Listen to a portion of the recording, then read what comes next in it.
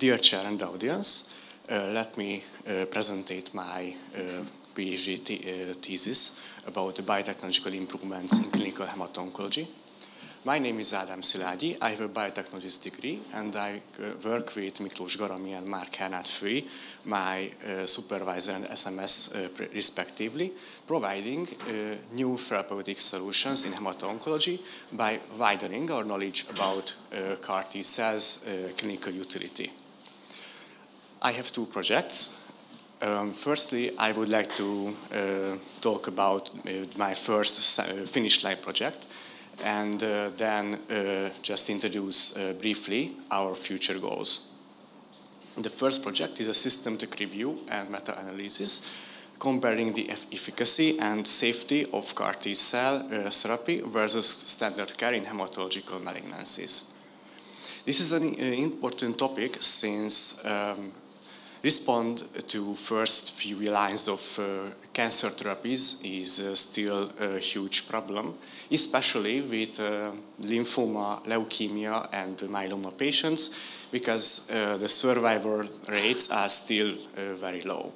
These patients need novel approaches, such as chimeric antigen receptor T cell therapies, which has already improved some pediatric and adult patient cohorts' lives. We would like to identify beneficial patient groups with CAR T cell therapy with, of course, the least side effects. So we hypothesize that the CAR T cell could increase the efficacy and the safety. So we implicate efficacy and safety outcomes such as survival, response, and adverse events regarding the safety with non-Hodgkin lymphoma, acute lymphocytic leukemia, and multiple myeloma, comparing CAR T cell therapy with standard care. For that, we've used systematic search with cancer types domain, CAR T cell therapy product domain, and several most important clinically relevant efficacy and outcomes and safety. In the end, we found 48 eligible full text for this analysis, and we use 3 different efficacy perspectives for analyzing response and survival outcomes, plus for safety. We collected CTCEA graded events and separated into high grade and any grade. This is how a typical forest plot looks like, and we have hundreds of them, so I will just summarize them. Here you can see our articles comparing CAR T with different control treatments. We categorized these control treatments and divided them into subgroups. And here we analyze with odds ratio. And if the odds ratio is over 1, it means it favors CAR T cell, which is here 4.3, which means that it's statistically significantly favoring CAR T cell. And you can see this tendency across the subgroups too. And we also check the heterogeneity, which is moderate here. And you can see this green line, which representing a discussional information regarding the clinically meaningless effect between 0.8 and 1.25. This is how I would like to summarize the outcomes in my article. You can see the different statistical perspectives and statistical and clinical perspectives. And you can see that the overall response in non-Hodgkin lymphoma was nearly all the time significantly better with CAR T cell. This is overall survival, but with a hazard ratio, which means that everything is the same, but in the regarding hazard ratio, the CAR T cell favoring result comes from the outcomes which are lower than 1. And even better overall survival results were found in acute lymphocytic leukemia. You can see even more confidently better survivals regarding the hazard ratio outcomes. And we use the same method in safety, just with, again, with odds ratios. And I would like to highlight, firstly, that regarding any adverse events detected in the patients, there were no clinically relevant difference. However, if we check the thrombocytopenia or febrile neutropenia, we can see that CAR T cell was significantly better, especially in neutropenia's serious outcomes. And hypotension increased very much with CAR T cell, but this could be related to the cytokine release syndrome. And so we've done a comprehensive analysis and review for 3 different cancer types and distributed the data to different follow-up categories. However, these follow-ups were short, and the controls were not enough detailed. And of course, we couldn't categorize outcomes by statistical characteristics like age or line of therapy. So we conclude that CAR T cell therapy increases efficacy and similarly safe as standard care in patients with hematological malignancies. And we implicate for the research to use more detailed comparisons in this field. And we need longer-term outcomes. And of course, we implicate for practice to use CAR T cell earlier and implicate more into the practice. And I'm just reviewing myself with the last few steps in the manuscript. And I'm aiming for the Nature reviews, and we'll represent these outcomes with a poster at the Targeted Anti-Cancer Therapy conference. And just briefly about my second project. This is also systematic review and meta-analysis about the long-term effects of CAR T cell treatment in hematological malignancies. So we learned from the first project that CAR T cell could increase the short-term survival and similarly safe as other treatments. However, we need more data about the specific toxicities as cytokine release syndrome, neurological events, and B-cell aplasia. And also, we couldn't have comparisonal data about the relapse, and we need longer survival outcomes.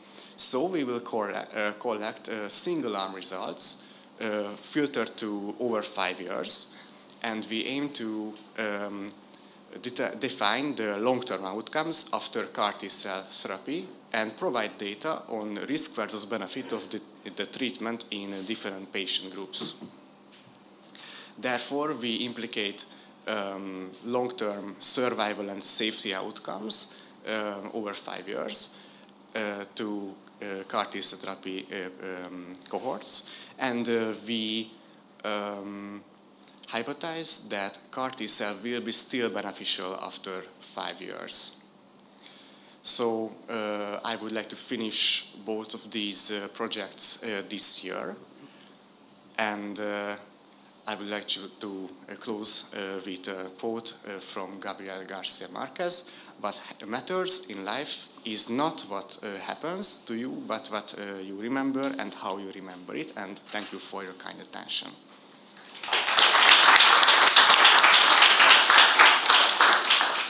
Very interesting project, and I just wanted some clarification or a very minor detail that in one of your slides you had conventional care and standard care as different subgroups.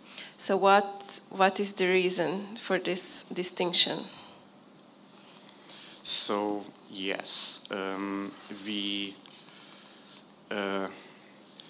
try to do these subgroups with separating different controls.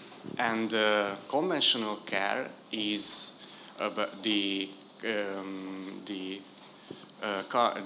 transplantation and the chemotherapy alone. However, standard of care usually is the chemotherapy combined with different, for example, rituximab or things like that. Thank you. Now it's clear. Congratulations again. So I have actually two questions and comments. So in oncology, in pediatric oncology, the treatment regimes are really fragmented. With one diagnosis, sometimes two patients receive different treatment depending on the molecular background and the risk stratification of the patients. So, but here in your work, you analyze together not just one diagnosis but multiple diagnoses. Are you sure this is the best way to do this, to analyze three different diagnoses at the same time, not just picking one of them? And my other question or comment, as far as I know, when we talk about CAR T-cell treatment, we talk about multiple technologies behind it, right? So there are multiple manufacturers. Have you seen any difference between the different providers? Thank you for your question. This is an important question because first let me answer for the second one.